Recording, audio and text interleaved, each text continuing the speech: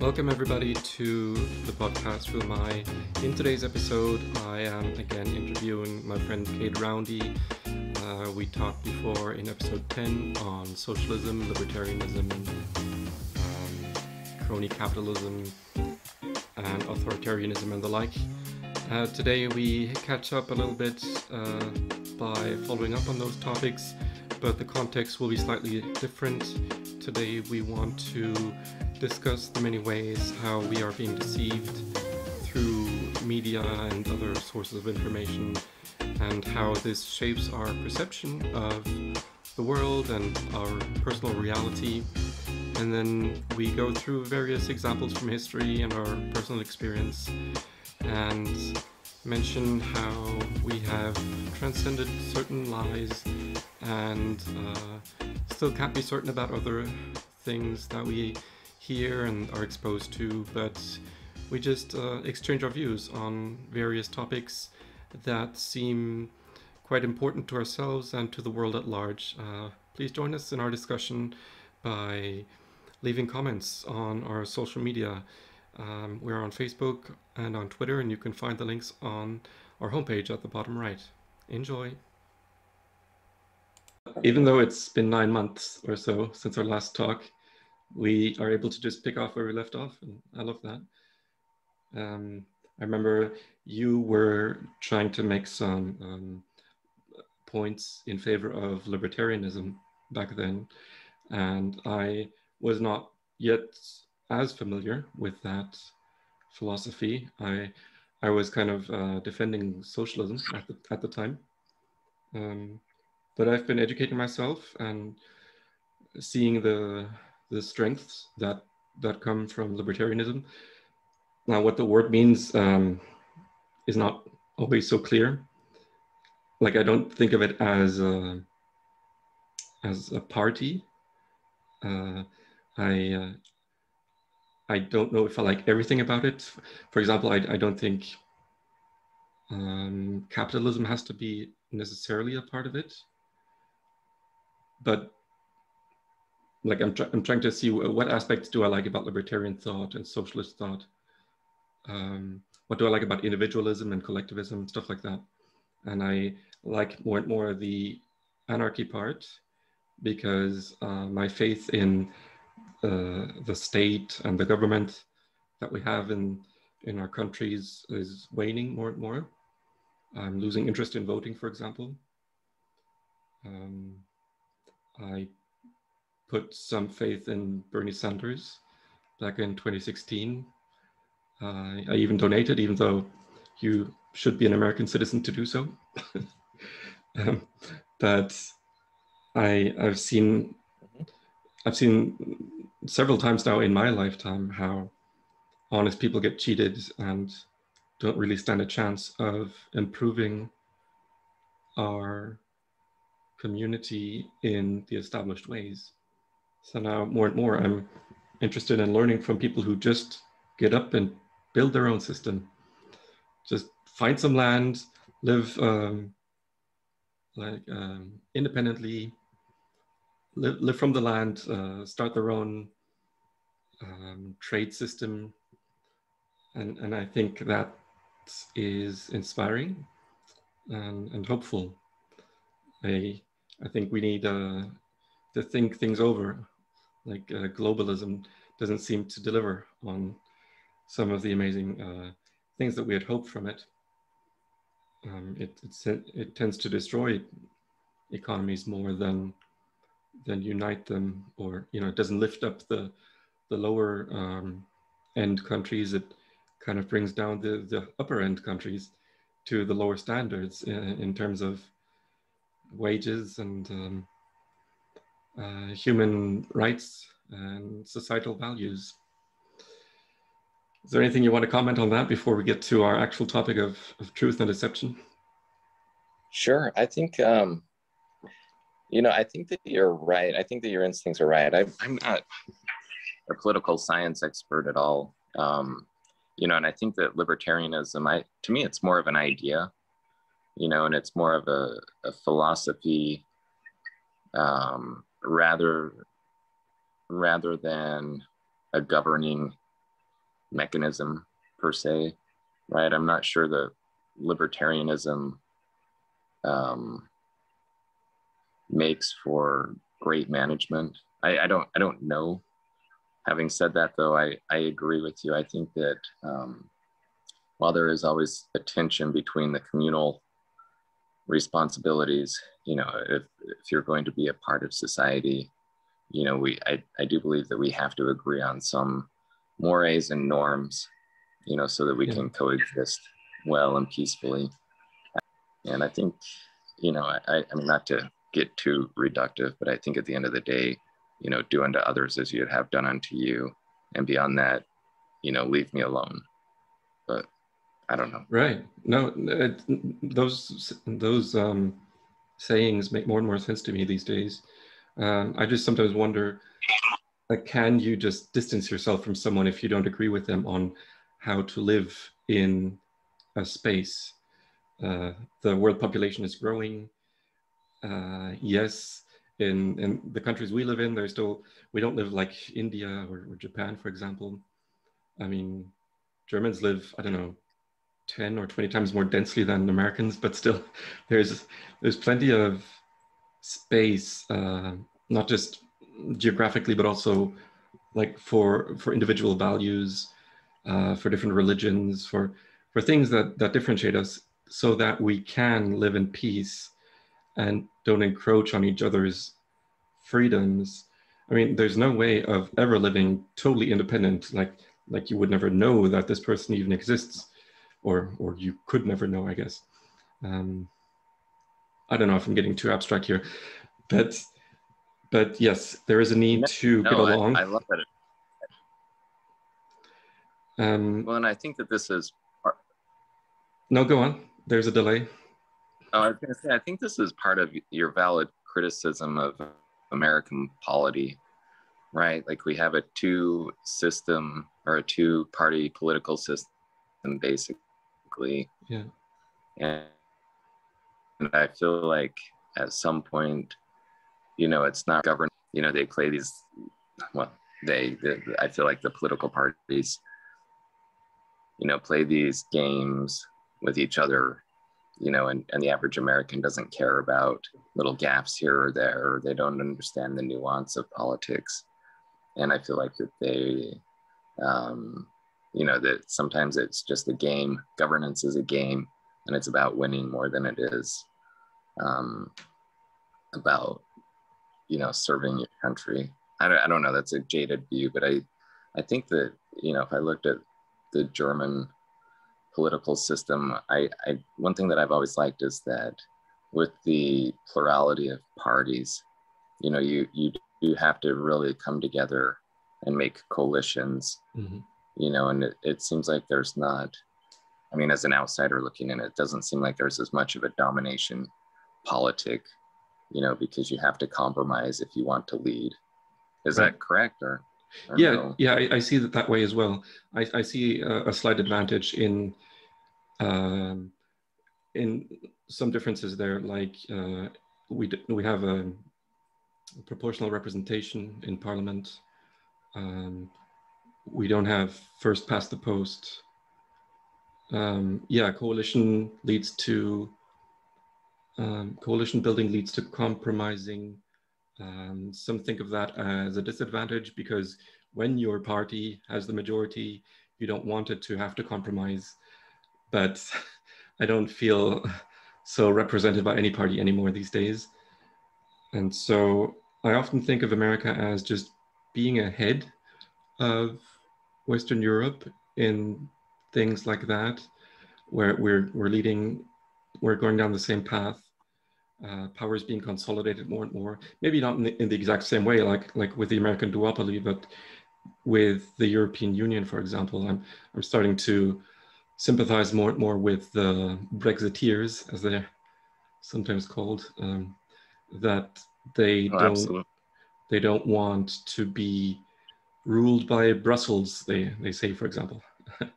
Now, I don't know if London is any better at representing them and making sweeping decisions in their behalf either, but I can see how they might trust British leaders more than, a mixture.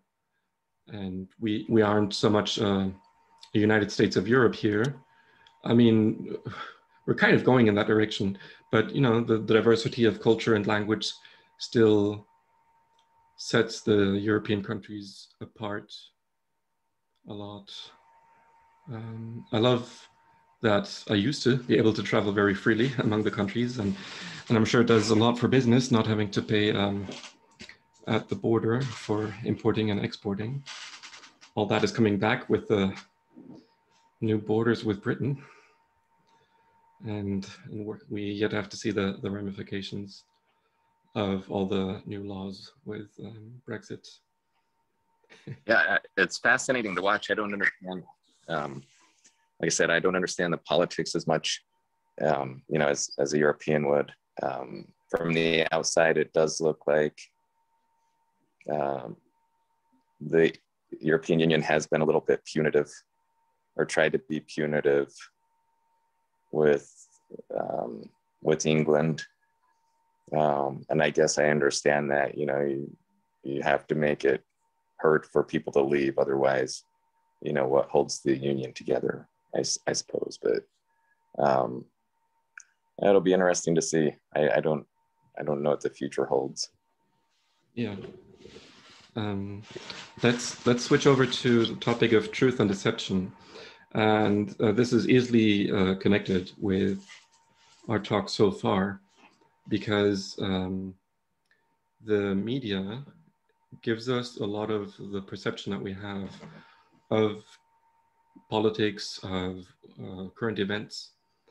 And it's not just that this media source will give you certain light on the topic and this another, and you need to read several sources, maybe several sources inside your country, or even sources from several countries, so that you find the truth somewhere in the middle. I have heard that strategy to finding out what's really going on in the world, but I don't believe that. I think that mainstream media, like these 24-hour news channels, are bribable. It's possible to pay off the media to convey the message, not just in the way that you want, but also the content. You can totally get them to lie by overpaying them. And I think that's critical nowadays, because it can heavily influence us. And you need, as a ruler, you need to either keep the people happy with what you're doing, so that they will not rise up against you and will let you continue your thing, you doing your thing, or you need to keep them afraid, and then they will see you as a father figure, and they panic and just say to you, as their president say, help us, we don't know how to take care of the situation, this is over our heads, we can barely pay our bills, just do whatever it takes, you have my leave, and if you need to take some of my freedoms, it's fine, just protect me from these Muslims or whatever it is.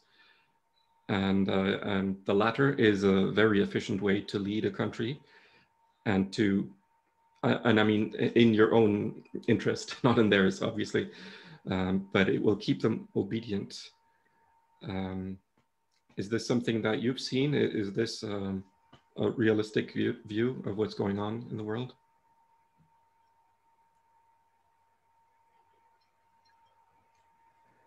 I think that my instinct matches yours. One thing that I'm trying to think if it was Benjamin Franklin who said it, that people who are willing to sacrifice their freedom for safety deserve neither, or something like that. I know that I'm totally messing up the quote, but one thing, I think that you hit the nail on the head. After September 11th, 9/11 in the United States, to me, it seemed like there was a massive grab of power, and the surveillance state seem to jump ahead The Patriot Act. quite a bit. You know, and yes, exactly, the Patriot Act. And I think that, you know, to me, looking back, it was disturbing, you know, that I mean, I don't know what was going on in Iraq. I don't know what was going on in Afghanistan, you know, that really justified the wars. I mean, I guess, I mean, in my mind, it's, I understand this might be offensive to others around the world. I mean, in my mind, I could, it's easier for me to justify an Afghanistan incursion to go after, you know, bin Laden. Having said that, the pretext for the Iraq war seems somewhat dubious to me. And I feel like part of the problem that I have is that, you know, that there must be a fine balance between, you know, how much do our citizens deserve to know about what's going on in the world, you know, versus, you know, keeping the streets safe generally. And I don't know, I guess there's a tension there, but at some level, you know, I don't like the idea that everything is secret, that, you know, you just have to trust your leaders. You know, if you only knew what was going on or what the world was really like, or, you know, when I hear dire things like that, it does make me somewhat suspicious. But, you know, and I mean, it's not hard for me to say that there are people who have good intentions, you know, who are trying to do the best that they can with the intelligence that they have. But I think that you're right. I don't know. I have my reservations about things like the Patriot Act. You know, I see it. I know that this is probably not a popular sentiment either, but the way that people have responded around the world to COVID, you know, it's to me, it's kind of disheartening. You know, I feel like, you know, the whole thing has gone from try and preserve hospital capacity for a couple of weeks to, you know, months later, you know, well, one death is too many, you know, Right. and we've locked down society. I feel like governments, at least in America, I feel like have been deeply immoral. You can go to a big box retailer, you know, that happens to sell food as well as electronics or whatever, and they can stay open. People can go, and little, we call them mom and pop shops, you know, run by small businesses were closed, maybe because they didn't sell food or something. And even if I wanted to patronize the store and they wanted to take my money, they couldn't. They were locked down. And I just think, my goodness, why can't two consenting adults, Mm-hmm. you know, engage in commerce, you know? And I feel like particularly, you know, it's people's emotions, you know, fear, like you said, is a powerful motivator apparently. And I just, more and more, I feel like, you know, our response has been fear-based rather than rationally based. And I don't know, I feel like it's been a great debacle. But that's me. I don't know. No, I understand what you're saying. I think you're actually being very careful the way you're expressing it. But you touched on several points that I wanted to get to. First, let's talk about truth about history. I don't know if there's a set saying for this, but the victors get to write the history books, right? And that means that they get to tell future generations that they are heroes and that they liberated whatever country they invaded.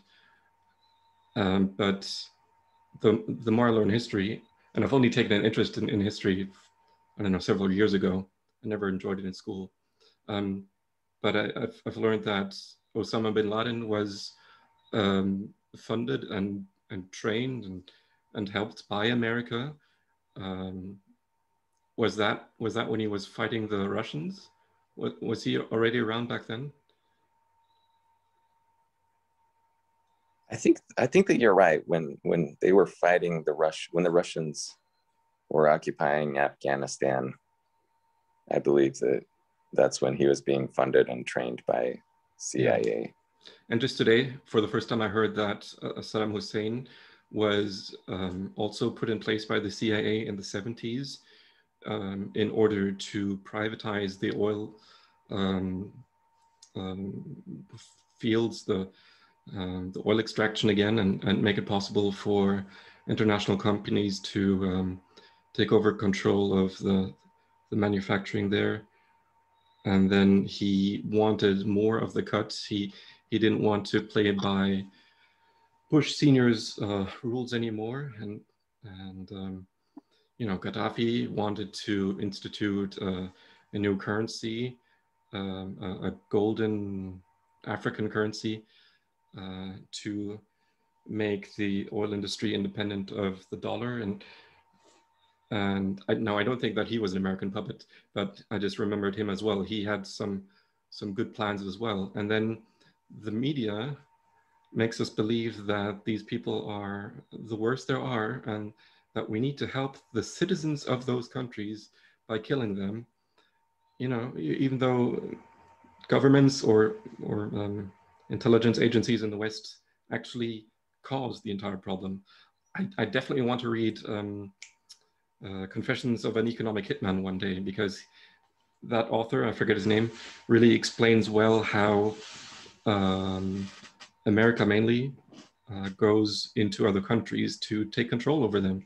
First they try to bribe the president. If that doesn't work, they try to put economic pressure on them, like sanctions, and take over control, basically starve the people so that they rise up against their own leader.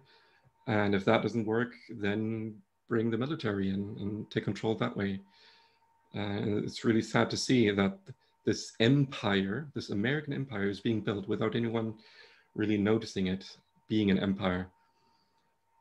It's not as open anymore as like taking over the Philippines or Guam, for example. It's no, you have a puppet in place and they do for you what you need, and turn that rich progressive country into a banana republic. So history can be falsified. The news media can be bribed. Go on. Oh, I was going to say, I think that you might be interested to read about Guatemala and the CIA and Chiquita bananas. Also Iran. I mean, think about Iran in the 70s. It was a very progressive Western nation.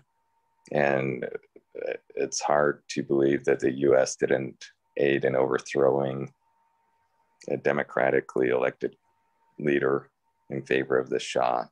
If I recall, the Saddam Hussein, where did he get his chemical weapons to begin with? Right. I'm with you. It's hard not to be cynical, about America's empire, and I for several years, instead of Pax Romana, I like to think about it as Pax Americana. I think in America, one of the things that I thought growing up was that, there was, and I think that it had to do with America's setting up and its initial history and its Christianity and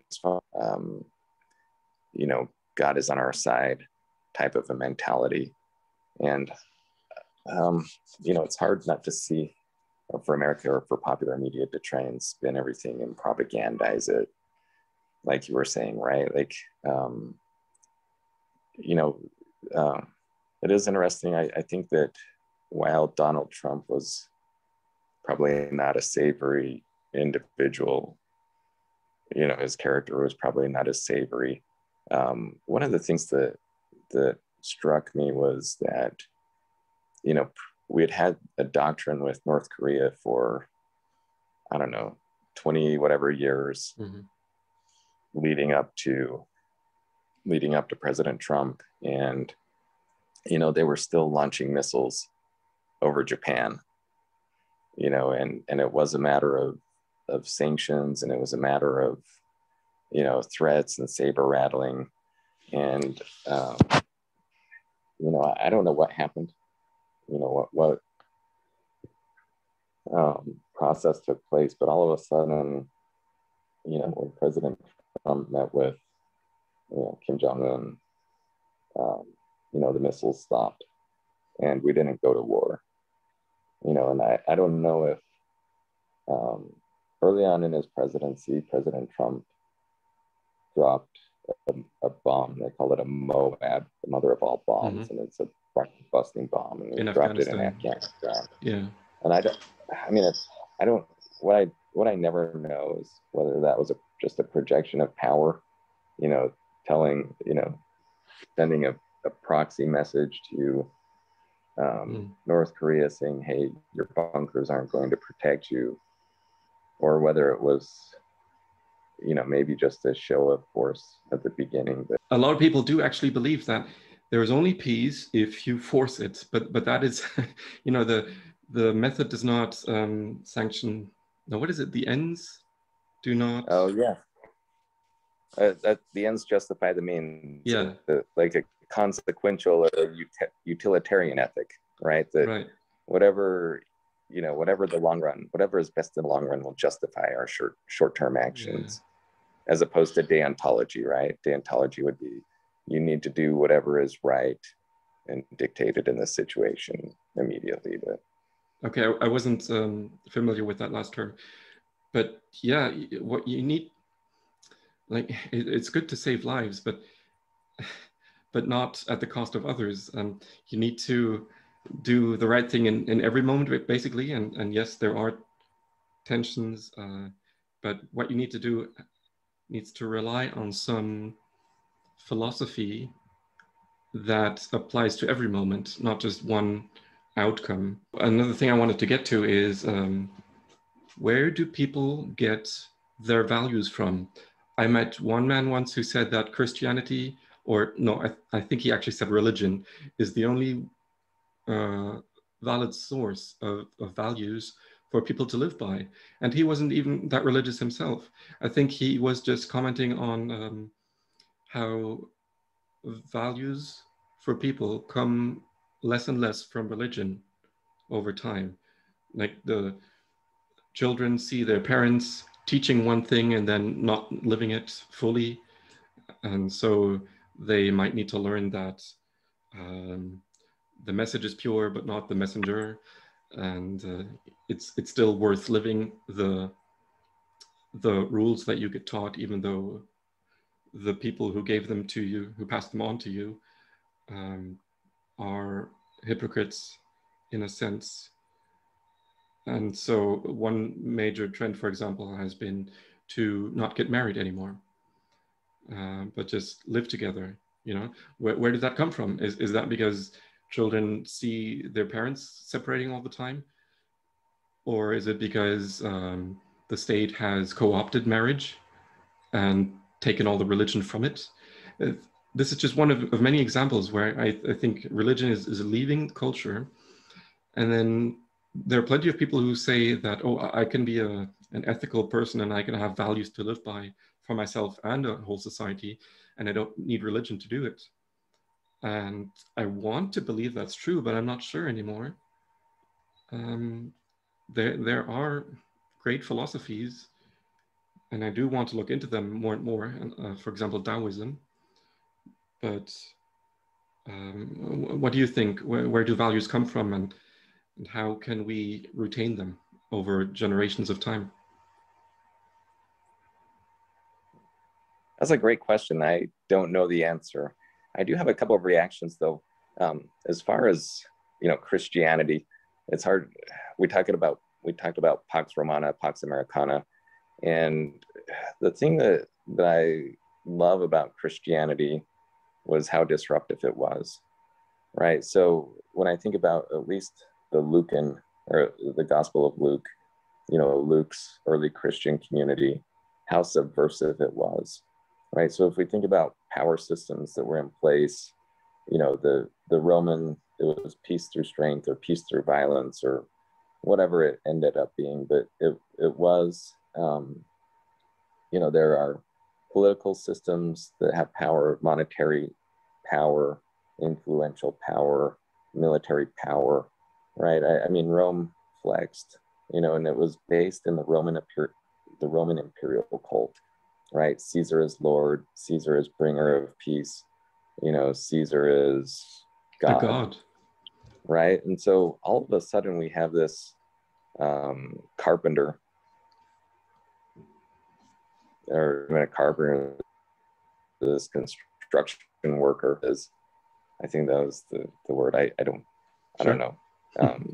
But what, we had this day laborer who came in, all of a sudden, he was not a military power. He was, not preaching, peace through strength. It was about commensalism. It was about loving one another. It was about doing unto others as you would have done unto you. And the Lucan community, Jesus Christ is Lord, right? Jesus Christ is our Lord and Savior. And it was, that was a direct affront to the power systems that were grinding the people of that day. And so as far as, Christianity and values and virtue, this is something that I've been trying to figure out myself. I for sure don't know, if there is some man in the clouds, or what happens to us when we take our last breath. But I definitely believe in the mission of Christianity, right? And I believe in the mission of religion. I think that it's easy to get rid of religion, in a lot of ways. And I think about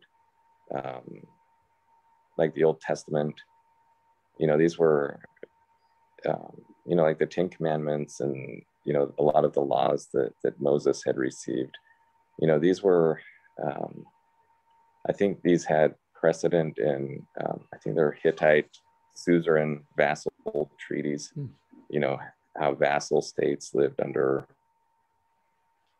larger entities. And, what I think they were our first attempts at, trying to ensure equality, right? As far as,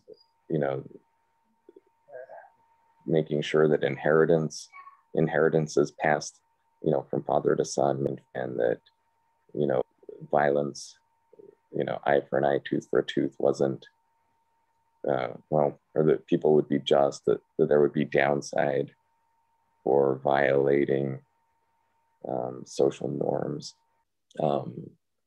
If there are children in a marriage, we do have laws in place to protect them, to make sure that they're not abandoned or orphaned, and we know who the inheritance should go to or whatever, right? And so I understand, why people would forego marriage. And not that I'm saying that I agree, but I understand why it's more convenient and more able for people to skip marriage and just go to cohabitation, if there's there's not as much economic downside, right? And I think that part of it's good and it's bad. The liberation of women, definitely it's been good, because it's hard not to argue that women were treated as property earlier, and that's not correct. I think that now that they won't be as brutalized economically by divorce, it's easier for women to leave abusive marriages. They don't have to stick around in abusive marriages, or they don't have to maintain relationships where, you know, the guys are not good, right? And so I think that, you know, I do feel like we're in a transition era. You know, we have a lot of revolutions as far as our personal liberty. You know, these things that, you know, taking like women's liberation, for example. You know, I think it's great if women want to have to choose, or if they want to choose to have a career, you know, instead of being a mother. You know, birth control has made that choice a lot easier, you know, and I think that, you know, women are doing amazing jobs in so many sectors. Having said that, though, it is hard to have both, you know, and unfortunately, I mean, just because there is a present situation doesn't mean that it should be that way going forward. But, you know, if I think that it's hard to have a family and a career. And, you know, I do think that it is maybe unfair to women in our society who want to have a family. I do suspect there is some amount of people looking down on them, you know, because they're not in the workforce. You know, we undervalue the work that a mother does, you know, in raising children. But anyway, that was meandering. I don't know. As far as values, I keep thinking, you know, Aristotelian and Platonic values and virtues, you know, adding the Christian virtues, you know, and I don't know. I think that I think more about living a good life just because you should, you know, you should self-actualize and be the best person you can be. But even if there is no other moral force, you know, outside of our world, I don't know. I still think that it's valuable, and I'm trying to figure that out myself. I know that Sam Harris is a neuroscientist who's a kind of one of the famous atheists, and he does talk a lot about morality aside from religion. I don't know. I guess if you wanted to know that case better, you'd have to study him. I don't listen to him tons or read tons from him, but he is a very thoughtful speaker, very interesting and compelling speaker and author. Yeah, it's difficult to understand where values come from. Sometimes I wonder if we overthink it and should just watch what little children do. They seem to know what is right and wrong without having researched it. You know, they seem to know inherently. And obviously, we don't want to take on all of their decision-making methods, because, you know, there's also the side that is, you could say, animalistic, you know, that needs to evolve and learn discipline and responsibility in children. But in what you were saying, I could recognize that, yes, a lot of people's values are based on money, on, you know, is this a good decision economically? For example, getting a prenuptial agreement, or how much taxes do I need to pay if I'm married versus not married? But let's return to truth and deception, because our value systems are based based a lot on our experiences, but also our perception of our experiences and our environment, and that can easily be influenced and manipulated. I'll give you an extreme example that a therapist once made me aware of. I've never been in a hostile situation, and so maybe that's why it's so abstract, and I also don't really enjoy thinking about what it must be like to be in a war, you know, in a shootout, for example. And he told me there's a man maybe lying on the floor with his, I don't know, sniper or some rifle, and he sees another man in the distance, and he sees that's an enemy, maybe by his uniform, or maybe because someone told him, and now he's going to shoot him.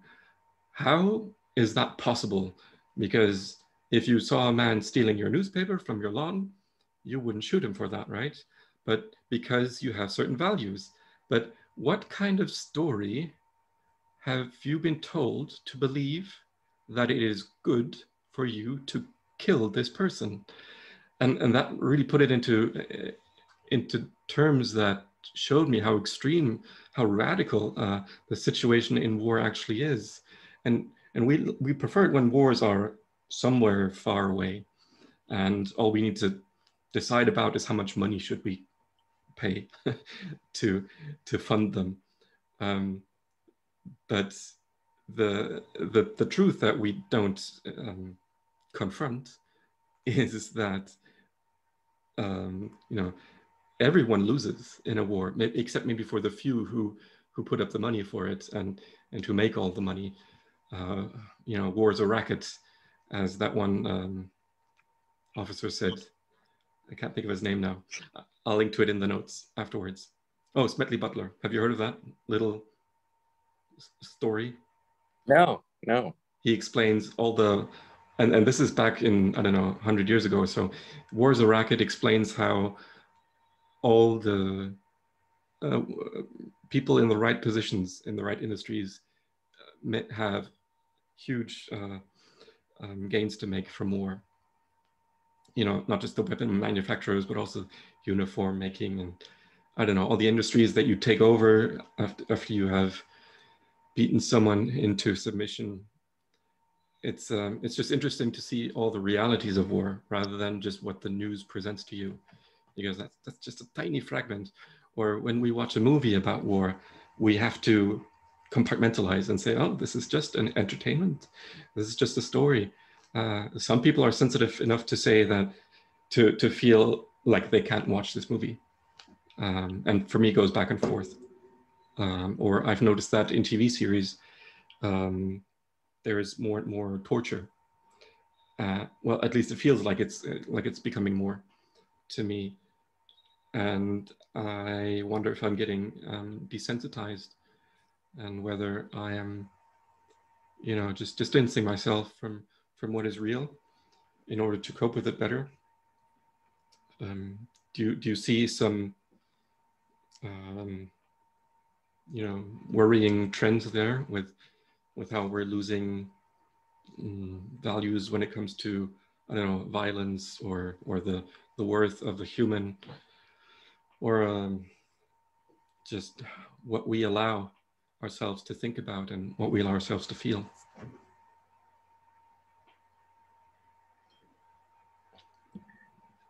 No, you know, I'm not, and I mean, you bring up a lot of great points, and I'm certainly not smart enough to know. I will say that you know, the ethics of war are very tough, you know, and I think that I do have a couple of thoughts. And one of the things that I am not sure of is how much free will we really have. You know, especially in the moment of things, right? And so one of the things that I teach my kids is that we need to have heuristics and our decision making already cemented in place before we are confronted with a situation, right? Like, and I practice decision making with them, and you know, from what I understand, what I believe, we use heuristics to help us make shortcuts in our thinking, right? You know, we can't always sit down and logically make a list of pros and cons, you know, and so we use these rules of thumb to try and get to decisions quickly, particularly when they need to be made quickly. And so, like I said, when I talk to my kids, you know, we talk about heuristics, and I talk about, you know, having your decision or having these systems in place so that when you are in a situation with asymmetrical downside, you know, that you don't instinctually or habitually, or just that you are not acted upon, and that you don't make, or that you don't have a bad outcome in the decision-making process that you might not have a lot of control of in the moment.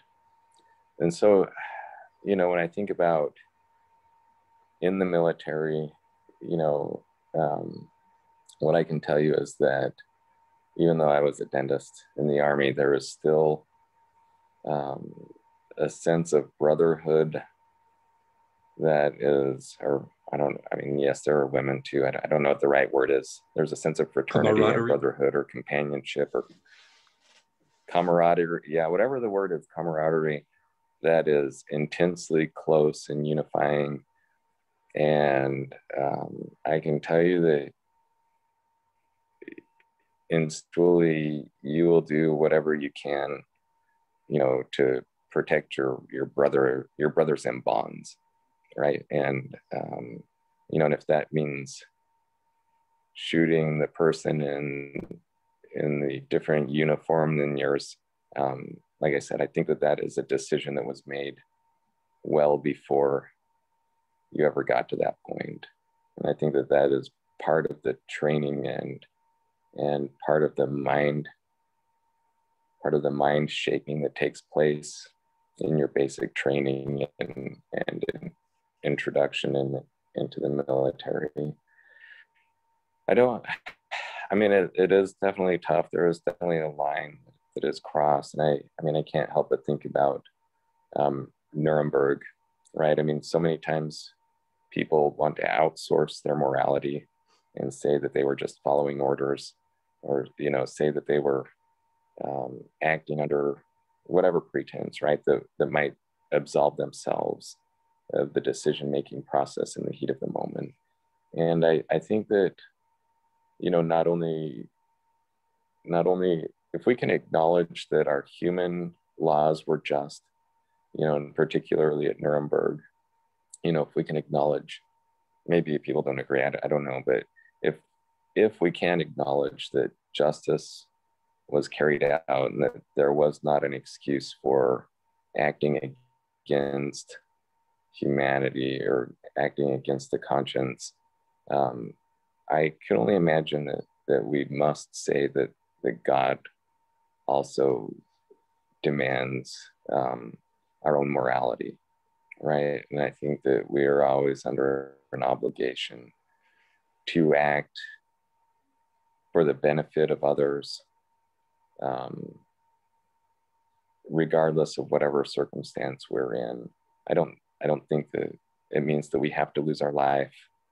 You know, I don't think that we have to cede ground to those that would do us harm in any way. And like I said, I do feel that war is extremely tough. You know, it's people who make wars these days, you know, they are hundreds or thousands of miles away.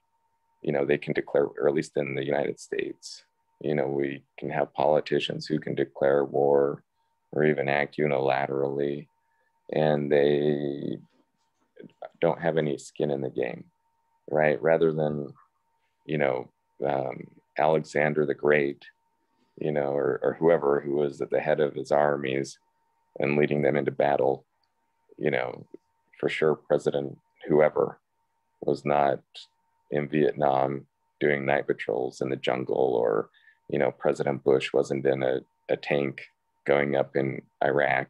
You know what I mean? Like there's it makes things asymmetric different involvement. And so nowadays, I'm really kind of warfare is a lot of pushing buttons and dropping bombs, even by unmanned vehicles now.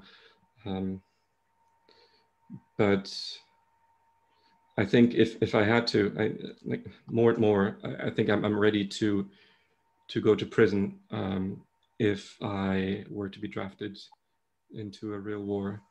You know, you might call it radical pacifism, because I don't want that what you call training. You described what soldiers go through so carefully, so not putting any evaluation with it. You just said they get trained to be prepared for extreme situations, but I consider those drilled to be brainwashing, you know, just breaking you in order to build you up again with new values that you would have abhorred earlier, just robbing you of all your sensitivity. Anyway, I don't want to talk too much about war. No, I think it is an extreme case that helps us understand our, where we truly are. Right? I mean, the hardest test, or I guess, how do I want to say this? Like the most robust test of, of our values and our beliefs is in the hard cases, right? Mm-hmm. When our heartstrings get plucked. But another fortunate thing is that what I'm learning is that the finances of war, and that you can prevent wars and stop tense situations across the world by defunding the people, or first of all understanding where the money comes from that funds a war. It's so often the case that a handful of rich people fund both sides of a conflict and then pay off the media to make everyone fear the other side and believe that the other side are terrorists, and then trigger something like assassinating an archduke, and suddenly you have war, and let business begin. That's more how I see war. But if you see where the journey is going, that there's a conflict in Syria because two different parties want to lay oil pipes through their country, and only one of them can get the deal of funneling oil to Europe. Then so if we just prevent them from either from doing that, then maybe we can prevent people from killing each other. So that's a nice thing to learn about how wars work and start from that perspective. But before we finish, I do think we should go into COVID-19 a little bit. You already talked about the unjust way that governments have dealt with it. It's interesting to be alive and a certain age for me to experience this. It has a lot in common with 9/11. During 9/11, I was 15 and was not emotionally able to deal with it. I was not like all the other kids in school who had to talk about it the next day with everyone else. I was just going about doing my homework, just like if nothing happened, because I couldn't deal with it. But now you see how I have heavy thoughts in my head, and I don't think about them every day. But when I get opportunities like this, I like to get them out and talk them through with someone I trust. I have done some research on 9/11 and how lots of things in the official story about what happened are impossible. For example, how hundreds of engineers have confirmed that the only way the three World Trade Center buildings could have collapsed is through a detonation. Nothing like what the media is telling us. Not by catching fire, not by machines flying into them, only through bombs at the bottom and then along all the columns. So that's just one of the many lies that were told, and so much organizing by not just by the perpetrators but also by the American government was necessary for things to work out perfectly the way it did, and for people to get very rich from it. And the reason I could not believe this for several years was that it was too crazy to believe. I thought a government could never allow thousands of their own people to be killed, intentionally. And I think the first time I was confronted with the idea even of there being an effort behind it, like largely organized, was watching Michael Moore's Fahrenheit 9/11. But then the more I study on it, the more I realize, wow, this is a huge thing, and so much money and organization had to go into it. And so that's, I see a lot of parallels there with that and with our current situation, because the more I study on how viruses work, how testing for viruses work, how vaccines work, how the scientific community and the research literature and publishing works, how hospitals work, the more I understand how many people, again, can be bribed, can be corrupted in order for huge lies to be perpetrated and believed by the majority of the people, so that they will not stand up against overreach of government, you know, fascism just reaching new highs. And so that's how I see the current situation. And I feel I'm in the middle of a huge deception campaign, not just reading about it in hindsight. Can you sympathize with any of that? Absolutely. So I mean, I think the hard thing is, you know, whether or not 9/11 was an inside job or not, whether, you know, COVID-19 is really some sort of government control operation. I mean, I think that can be tabled, you know, and shelved a little bit just to talk about principles generally, right? Mm-hmm. So I think one of the principles is cognitive dissonance, you know, and you brought that up very clearly, right? How can, you know, these people that we trust with our lives and our safety and our security, how could they do something so terrible and betray us, right? And I think that what gets, particularly with 9/11, right? And I think what gets to the heart of the matter is that, you know, or why we would even give credence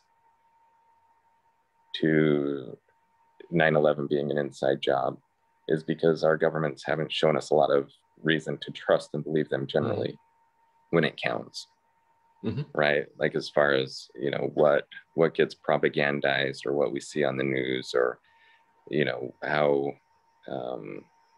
you know, war gets sold to people, or political machinations.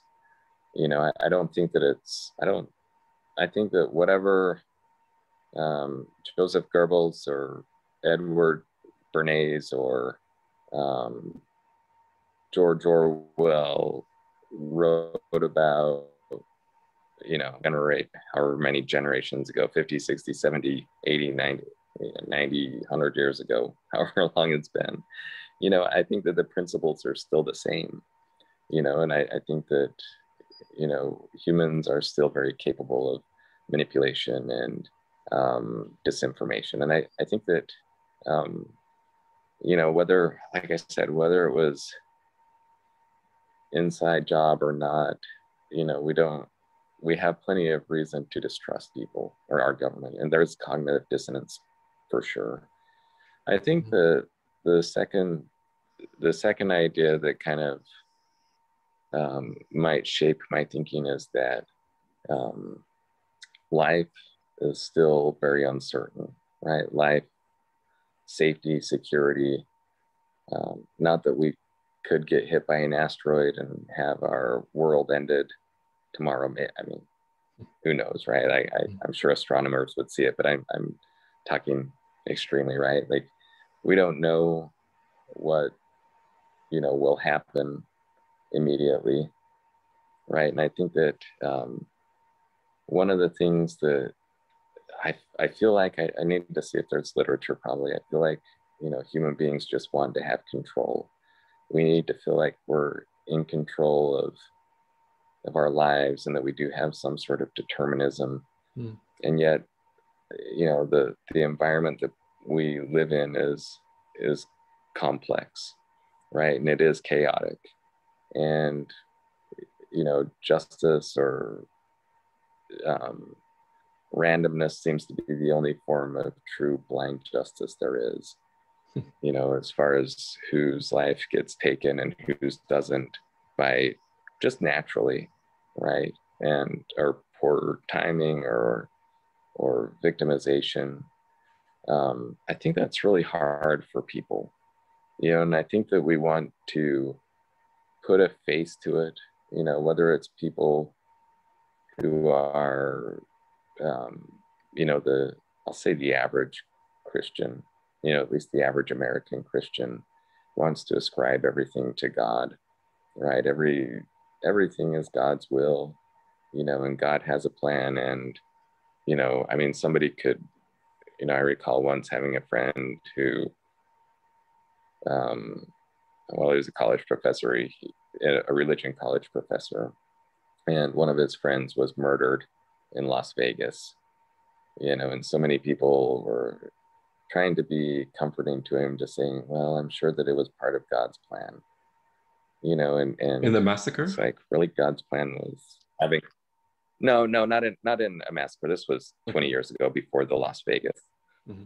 Another interesting one, probably. But I guess what I'm saying is that even though it might not make any sense, upon further or any deeper inspection, superficially we want to ascribe things.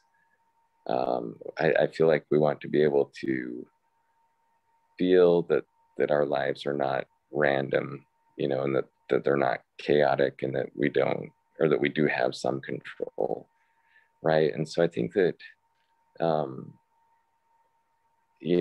rather than admitting that, we're humans and we're still vulnerable to viruses and bacteria and fungi and natural contagions that I'm looking for, like hurricanes, tornadoes. Yeah, well, contagions, but the elements, we're still vulnerable to the universe, basically, right? And so instead of just saying, man, we've got people who have different intentions than ours, or, whether it's 9/11 or whether there are, viruses going around. I think, lately I've noticed people want to blame this virus on, whether it's the Chinese, in their wet markets, and how could they, or when they see cases rising and they want to say, oh, if only we'd locked down harder, if only people would wear their darn masks, and really these non-pharmaceutical interventions, I really have my doubts that they work. You know what I mean? And I think that, like I said, being able to put a face to it, and be able to blame it is easier. Maybe it's easier mentally or cognitively than saying, oh, life sucks and I still could die tomorrow unexpectedly, right? Even in today's world. And I just don't think that people are able to deal with that thought. Yeah, like accepting death as being part of everyday life. Yes. Right. Yeah, I also think we've gone pretty extreme with one death is too many. But I wish people would educate themselves more about statistics. Statistics are easily faked. And so we need a better education on how they can work, how they can be faked. And then people would realize that we do not have any more deaths than in previous years. And still we have more COVID cases, but at the same time we have less flu cases. Is it possible that a disease just got renamed? Things like that make me skeptical, and I can understand that not everybody has the time to research these things for themselves, but I think people put way too much trust into governments to decide over how to deal with these things. Do you, as a physician, have any professional insight into viruses or masks, you're always so careful with expressing your doubts about how we are confronting the situation. But is there anything you know as a physician about I don't know, mRNA vaccines, or the size of the holes in our masks being much larger than viral particles?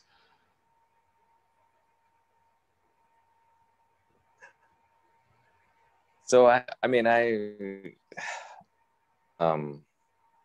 not a physician. I'm a dentist. It's probably a little bit than European training. I don't know. I did have a lot of the same classes, but I wouldn't say that I don't know.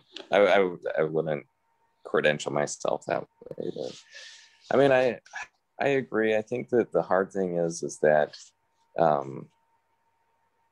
the hardest thing is that research is really something that particularly medical research. I recently read this, that it's not farmers who are doing agricultural research, it's actual researchers, right? And so why do we have doctors doing professional research? The problem, like you said, the problem is that, I had a semester of biostatistics, right? And since I finished residency, I still tried to educate myself and learn more on statistics. The problem is that, my full-time concern is taking care of inflammatory dental pain, if that makes sense. That's what I do all day long. And, realistically, there is a whole body of professional research. I've read thousands of articles, and the sad thing is that most of it was done by dentists, and the statistics, the research was not well done, right? It wasn't, the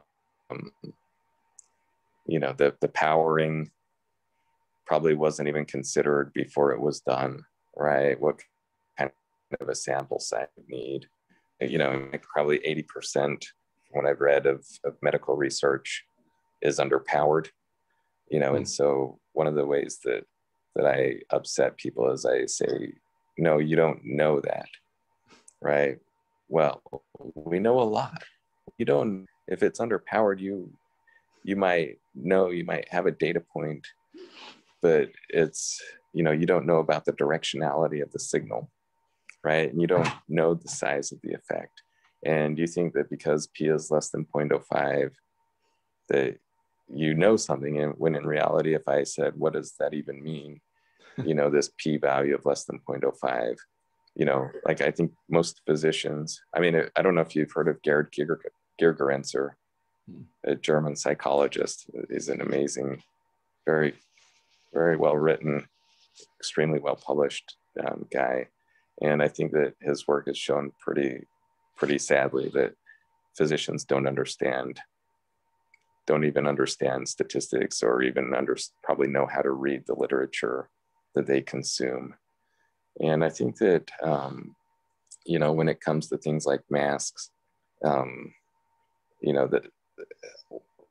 even before I started to understand why, let me back up. I'm sorry. So when I was in residency, like I said, I literally read and memorized hundreds of articles, literally just hundreds, maybe thousands of articles, as far as what the significant findings were, what the materials and methods were, what the bottom line finding was. And,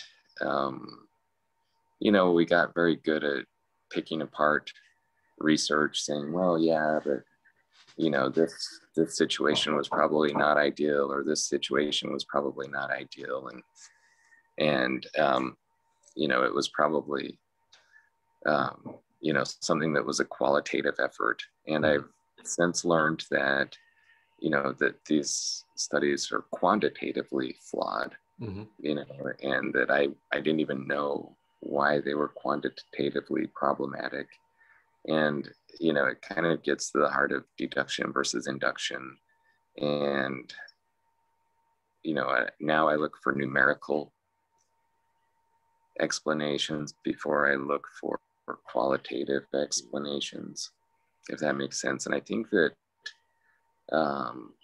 regardless, one of the things that I think that any honest, well, if my field is any indication or representative of the sample in total, I think that you can find literature supporting anything that you want to say. For sure, I can tell you for sure that a lot of the studies that extol the benefits of masks, it's all modeling.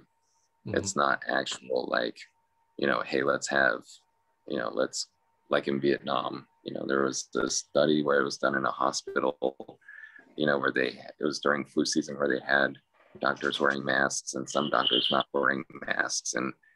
And there's also been, and guess what? There was no difference in doctors catching the flu. You know, there's another one that I'm thinking of where it was done in surgical operating rooms, you know, whether they were looking at physicians, whether they wore a mask, and whether there were, you know, what kind of an outcome that would have on surgical healing or adverse outcomes in surgery. And guess what? The group that had the physicians who wore masks had worse outcomes as far as post-operative infections. And I think that the problem is that, like I said, one of the things we want control, we want the illusion of control. And, you know, this is one way that people can maybe feel a sense of security and control is by wearing a mask.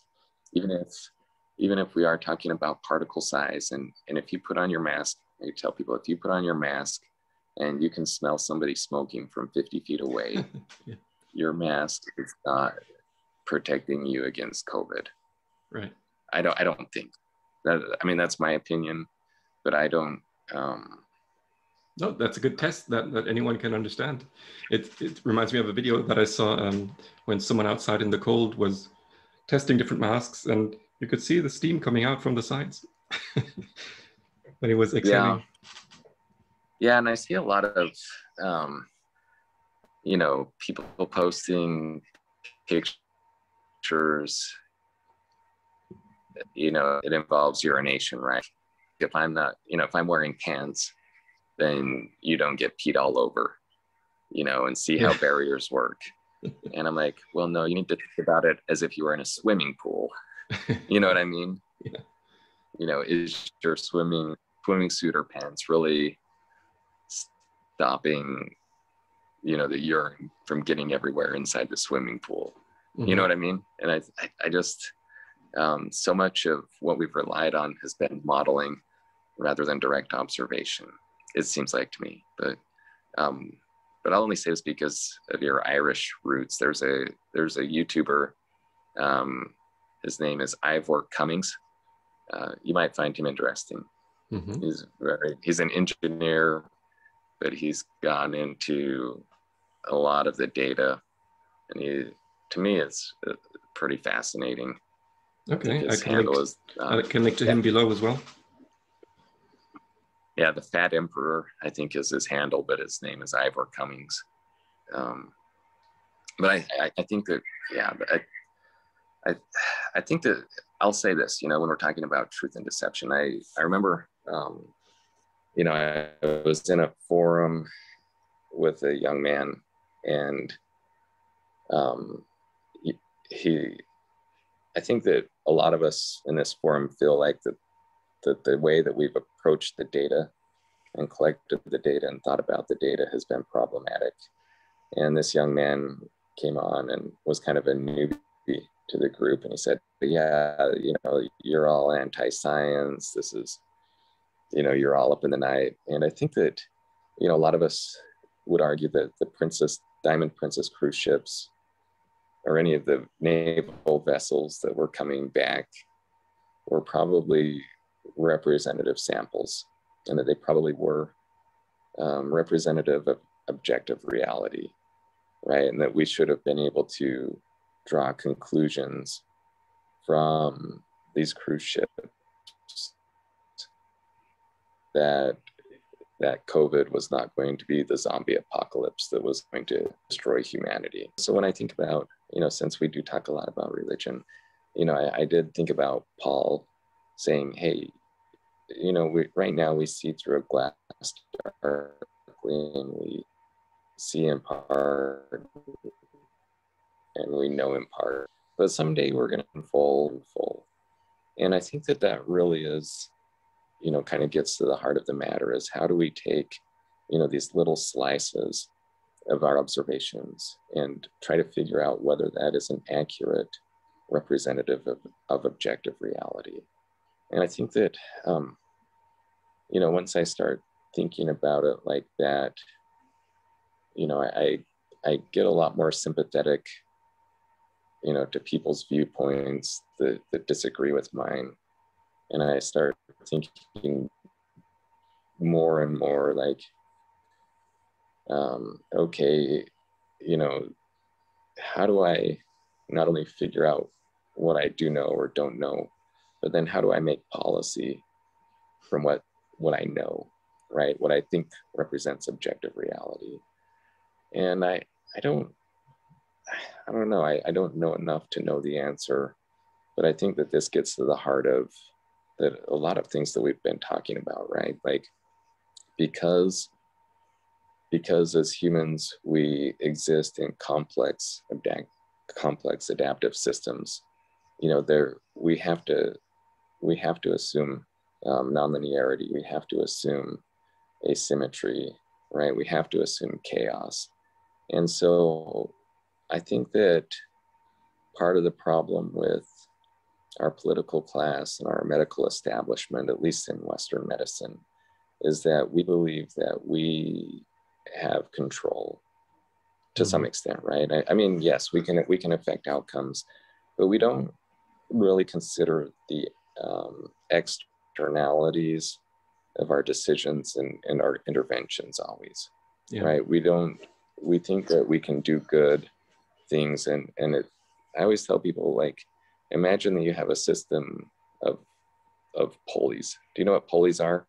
Oh, yeah. Ropes around those maybe wheels. A system of gears, right? I think that a lot of us feel like that we can pull a rope and just affect the single pulley that we want to, right? And really, we've affected a whole system, and that we should always be cognizant and aware that our interventions can have severe consequences and downsides and outcomes. And so I think, when I talk about, truth and deception and politics and religion, I think that one of the things that I battle with is Hanlon's razor, right? Never ascribe to malice when stupidity will suffice, right? Like, I can see that people are often trying to do good, but one of the things that I don't like is I don't feel like, particularly with COVID, I wasn't really aware enough during 9/11, but I think particularly with COVID, part of the discussion should be how much harm are we causing? What are we doing to people's rights and individual liberties? What are we hoping to accomplish, right? In the name of what? What I want to know is, why can't we take a behavioral epidemiological approach?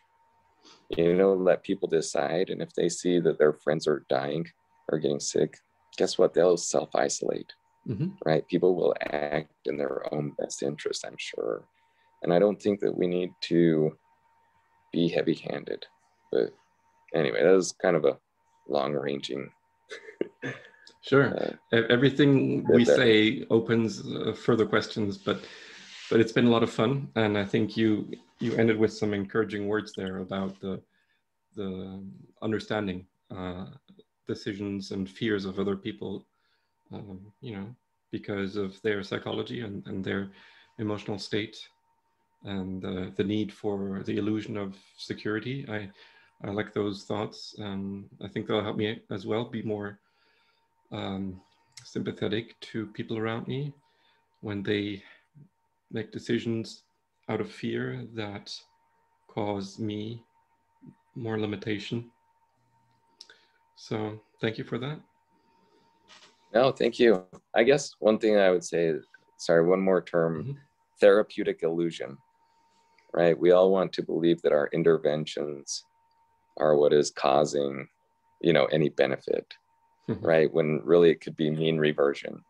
And so, viruses could have a seasonal pattern. And, what I think is happening is that people who are saying, oh, yes, look, that, whatever lockdown measures or non-pharmaceutical interventions we put in place, oh, look, they're working, and when in reality it is, some sort of greater force beyond our control. Anyway, sorry, therapeutic illusion. I that was something else. I look it up. I haven't heard that term. Yeah, so I think, well, thanks for giving me a chance to explore my thoughts. It is really hard and frustrating to want to express these opinions. I think that the reaction that I get, I'm very careful speaking like this, just because a lot of people, they get angry, I for some reason, whether it's because, they don't understand the statistics, or, they think that they do, or whether, it's that, I come across as selfish, because I don't want to take part in these lockdowns, or, or whatever, the reason is, or because I'm smug, or because I'm, condescending, or because, I just don't care about others. People tend to have a lot of negative emotional responses to stark contrary opinions, it seems like. So anyway, I enjoyed talking with you. Thank you. I believe that when you what's the word, when you challenge people's views of things like what we're doing right now with COVID, then a very quick subconscious process happens. If that is a lie, then this is a lie, and these politicians aren't representing me, and the media is fake, and it goes all through this, and then there's a failsafe, or I don't know what to call it. There's a what happens when stocks drop too fast? What do you call that? Oh yeah, no, there is. A circuit breaker. Yeah. Right? There's something like that. Failsafe, circuit breaker. And it'll prevent your mind from going all the way to, oh, I'm living in a huge illusion, in a huge conspiracy, and it's just too much to process all at once. And I think it happens. I think it happened with me. Like when I said, I can't believe the American government killing its own people. So these things take time, take years. And that's why I'm not angry when someone seems to be too dense to understand what I'm telling them, or to even process it, and just becoming emotional over it and attacking me to defend themselves, because I am putting that person in peril. Like they feel like their life is ending because I'm challenging their whole worldview. Yeah. Absolutely.